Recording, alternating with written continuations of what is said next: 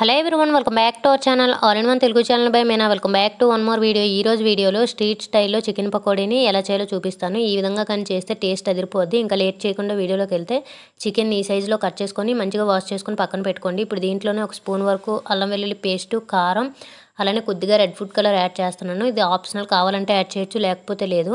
అలానే సాల్టు, అలానే గరం మసాలా, ధనియా పౌడర్, అలానే జీరా పౌడర్ని యాడ్ చేసుకోండి. నా దగ్గర ధనియా పౌడర్ లేదు, నేను యాడ్ చేయలేదు.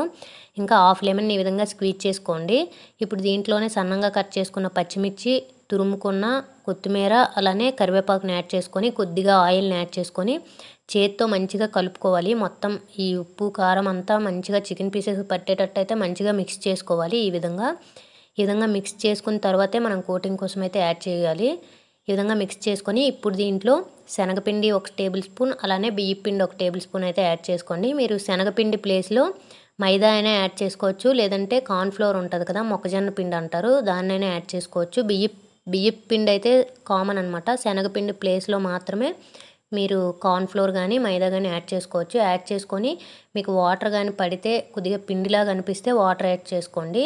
నాకైతే ఇక్కడ నిమ్మరసం అదంతా కొద్దిగా సరిపోయిందనమాట. ఈ విధంగా పొడి పొడిగానే మిక్స్ చేసుకోవాలి. నేనైతే కొద్దిగా వాటర్ని మాత్రమే ఈ విధంగా చేతికి తగిలినట్టు వాటర్ని యాడ్ చేసుకొని మంచిగా మిక్స్ చేసుకొని ఒక 2 అవర్స్ అయితే మ్యారినేట్ చేసి పక్కన పెట్టేశాను అనమాట. మీకు టైం ఉంటే 2 అవర్స్ పెట్టుకోండి, టైం లేకపోతే మినిమం 15 మినిట్స్ అయినా పక్కన పెట్టుకోండి. ఈ విధంగా మిక్స్ చేశాక నేనైతే 2 అవర్స్ ఫ్రిడ్జ్లో పెట్టేశాను. 2 అవర్స్ తర్వాత తీసేసి ఈ విధంగా చేత్తో మళ్ళీ మంచిగా మిక్స్ చేసుకొని పక్కకు పెట్టుకొని ఇప్పుడు స్టవ్ ఆన్ చేసుకొని కళాయి పెట్టుకొని డీప్ ఫ్రైకి తగ్గ ఆయిల్ని అయితే యాడ్ చేసుకోండి. ఆయిల్ కొద్దిగా బాగా హీట్ అవ్వాలి. ఆయిల్ హీట్ అయ్యాక మీడియం ఫ్లేమ్లో పెట్టుకొని మాత్రమే చికెన్ని ఫ్రై చేసుకోవాలి. ఈ విధంగా ఆయిల్ అయితే మీడియం హీట్ అయ్యాక ఇప్పుడు దీంట్లో ఒక్కొక్క చికెన్ పీస్ని మొత్తం ముద్దలా కాకుండా విడివిడిగానే పీసెస్ని యాడ్ చేసుకోండి. ఈ విధంగా విడివిడిగా యాడ్ చేసుకొని మీడియం ఫ్లేమ్లో మాత్రం స్టవ్ని అయితే పెట్టుకొని మాత్రమే ఫ్రై చేయాలి. హై ఫ్లేమ్లో పెట్టి ఫ్రై చేస్తే మొత్తం పైకి అయితే రెడ్గా ఫ్రై అయినట్టు నీట్గా అయిపోద్ది. కాకపోతే లోపలంతా పచ్చిగా ఉండిపోద్ది అనమాట. మీడియం ఫ్లేమ్లో పెట్టుకుంటే లోపల కూడా మంచిగా వేగుతుంది. కొద్దిగా టైం పడుతుంది, ఒక 4 నుంచి 5 మినిట్స్ అయితే టైం పడుతుంది.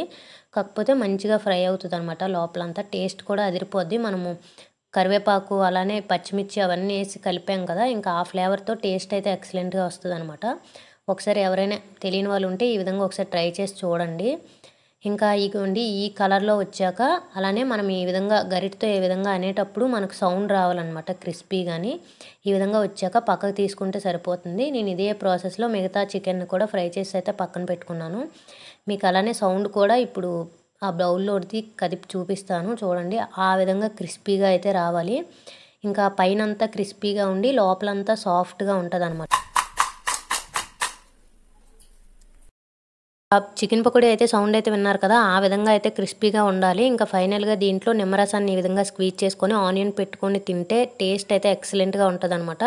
ఎవరైనా ఈసారి చికెన్ పకోడీ చేసేటప్పుడు ఈ ప్రాసెస్లో చేసి అయితే చూడండి, టేస్ట్ అదిరిపోద్ది. ఇంకా పైనంతా క్రిస్పీగా లోపలంతా ఈ విధంగా సాఫ్ట్గా అయితే ఉంటుంది.